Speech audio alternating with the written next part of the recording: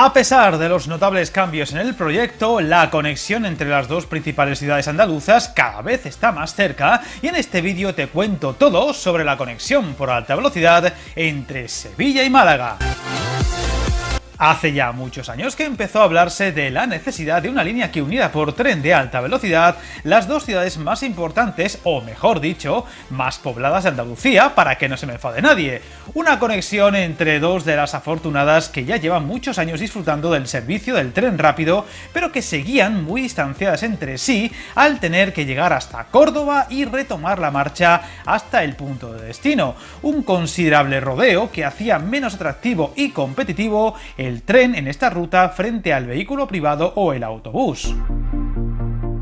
Fue ahí donde empezó a escucharse un nombre que sería infinitamente repetido durante muchos años: el eje transversal andaluz, una línea ferroviaria que atravesaría la comunidad de punta a punta, uniendo lo más recto posible Almería, Granada, Antequera, Sevilla y Huelva, y permitiría acortar mucho los tiempos de Málaga con esas ciudades al no tener que ir, como digo, hasta Córdoba.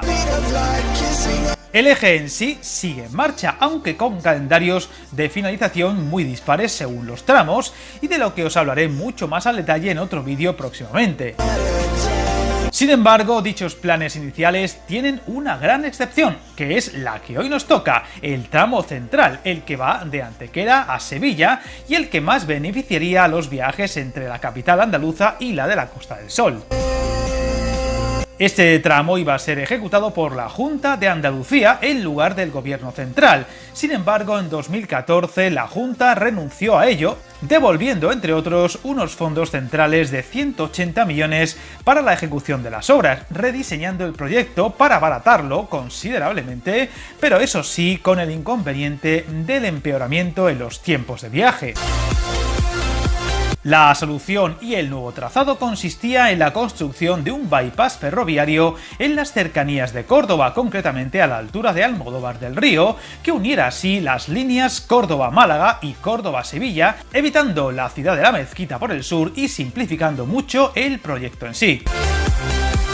El ahorro en tiempos de construcción y de costes serían muy destacables, pero por el contrario, la mejora en tiempos de viaje mucho menores, pues una vez concluya este proyecto se recortarán en apenas 20 minutos los servicios ya existentes entre las dos grandes ciudades andaluzas. Estos días, dicho tramo ha sido noticia con la adjudicación por parte del Gobierno central, la Junta aquí ya no hace nada, del contrato de instalaciones, control de tráfico y señalización por 11,6 millones de euros. Este cambio, vamos a decir light en la conexión, se une al todavía deficiente tramo final con Granada, recordando que recientemente se inauguró la ruta directa entre Málaga y Granada con otro bypass, al que próximamente se añadirá la variante de Loja, que ahorrará tiempos en los trenes hasta la capital nazarí. Una vez dicho bypass se termine, hará que el desplazamiento se alargue en torno a 1 hora y 35, abriéndose la posibilidad a que sea algo menos en conexiones directas sin paradas intermedias.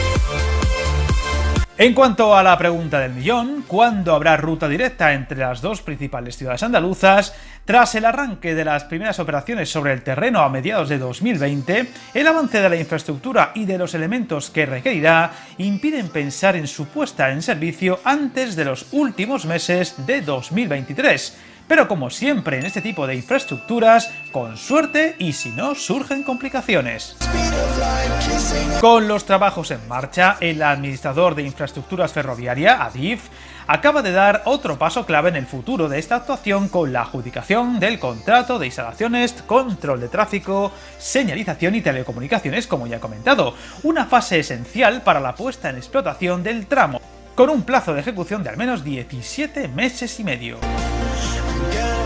A estas etapas hay que sumar el contrato complementario para el suministro de los desvíos necesarios para la conexión del nuevo ramal de alta velocidad en las líneas AVE Madrid-Sevilla y Córdoba-Málaga, con una inversión de 1,7 millones de euros.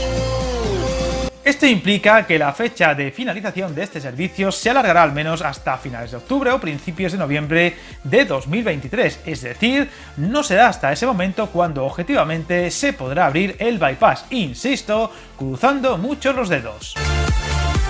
Hay que tomar en consideración la envergadura económica de este pequeño tramo, que consta de 11,6 millones en la instalación y señalización del mismo y otros cerca de 12 millones de euros en la propia obra, que no arrancó, recordemos, hasta julio de 2020, casi 8 meses después de que fueran adjudicadas. El motivo de tal retraso fue el estado de alarma motivado por el COVID-19.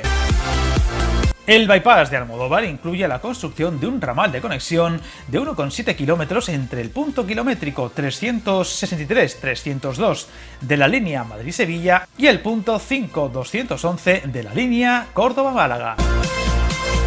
Una vez ejecutado, los trenes procedentes de Málaga, por ejemplo, podrán seguir su recorrido en dirección a la capital hispalense sin necesidad de entrar previamente en Córdoba, una circunstancia que viene alargando el trayecto de forma considerable. A día de hoy, entre las estaciones de Santa Justa y María Zambrano, circulan 6 trenes Avant, es decir, a alta velocidad de media distancia, de forma directa y sin cambio de tren, dejando el viaje en 1 hora y 55 minutos y con precios desde los 19,95 euros el trayecto, sin contar descuentos por abono. Esperemos que una vez finalizado el bypass de Almodóvar del Río se note la mejora en esta ruta que, si bien, como os he comentado, quedará lejos de la diseñada y prometida en su día y de forma más directa. Suscríbete al canal, encantado de leer tus comentarios y recuerda, hasta el camino más largo se inicia con un primer paso.